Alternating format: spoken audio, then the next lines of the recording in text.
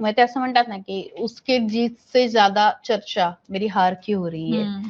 त्यामुळे ममता बॅनर्जी यांचा जरी पराभव झालेला असला आणि भाजपने पश्चिम बंगालचा त्यांचं 15 वर्षानंतरच सरकार अक्षरशः उखडून एक पहिल्यांदाच पश्चिम बंगाल आता ताब्यात घेतलेला आहे. पश्चिम बंगालमध्ये कमळ फुलवलेलं आहे.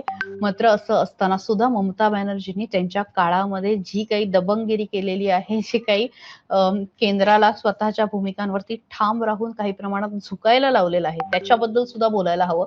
आणि त्यातला सगळ्यात गाजलेला प्रकार म्हणजे ममता बॅनर्जी वर्सेस केंद्राच्या वेगवेगळ्या यंत्रणा किंवा ममता बॅनर्जी विरुद्ध सीबीआय यांचा संघर्ष.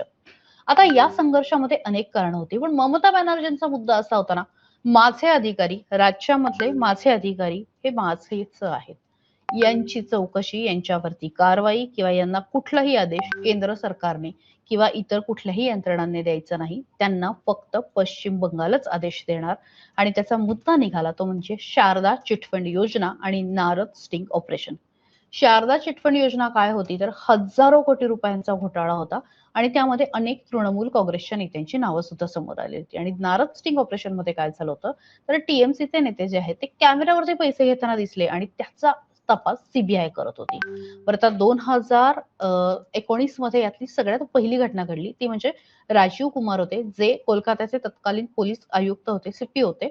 आणि त्यांची चौकशी करण्यासाठी सीबीआयचं पथक केंद्रामधून आलं. झालं.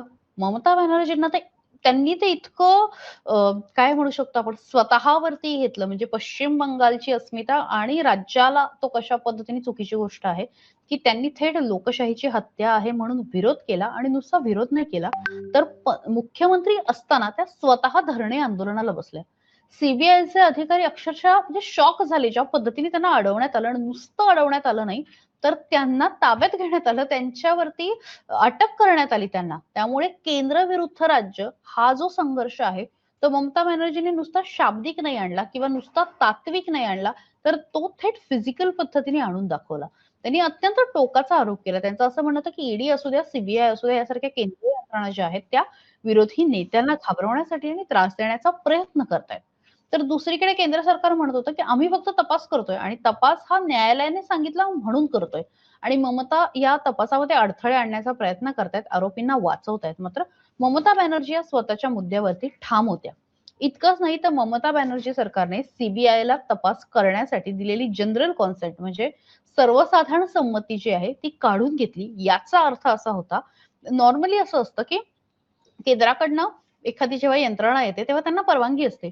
मात्र ममता बॅनर्जींनी ती काढून घेतली आणि त्यामुळे सीबीआयला जर बंगालमध्ये प्रवेश जरी करायचा असेल किंवा कुठलाही तपास जरी करायचा असेल तरी प्रत्येक वेळी कागदानुसार बंगाल सरकारची परमिशन घ्यावी लागेल, ममतांची परवानगी घ्यावी लागेल. अशा पद्धतीची मेख जी आहे ती त्यांनी घालून ठेवली.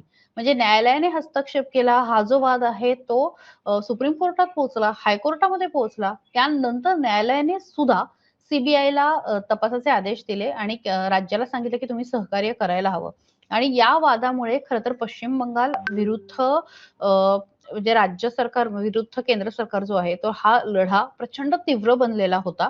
आणि त्यामुळे कायमच पश्चिम बंगालमधली नोकरशाही म्हणजे तिथली जे लोक आहेत, तिथे काम करणारे जे लोक आहेत, पोलीस दल जे आहे, तर ते कायमच तिथली ब्युरोक्रेसी ही टेन्शन खाली असते, प्रेशर खाली असते असं म्हटलं जातं. आणि ह्याचा मुद्दा जो आहे तो या वेळेसच्या निवडणुकीमध्ये सुद्धा प्रचंड चर्चेमध्ये होता.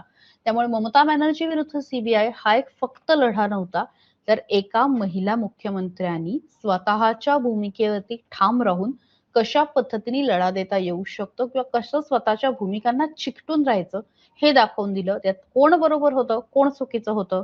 ममता बॅनर्जींनी किमान तपास करू द्यायला सीबीआयला हरकत होती का?